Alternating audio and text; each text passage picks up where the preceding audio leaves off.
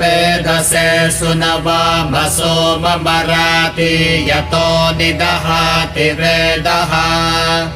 स नः पर्षदति दुर्गाणि विश्वानावेव सिन्धुम् दुरितात्यग्निः तामग्निवर्णान् तपसा ज्वलन्तीम् वैरोचनीम् कर्मफलेषु जुष्टाम्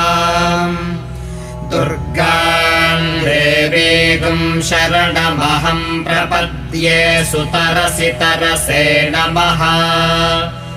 अग्ने त्वम् पारयानव्यो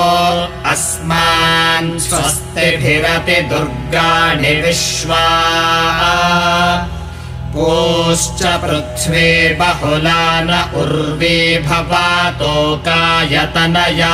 शय्यो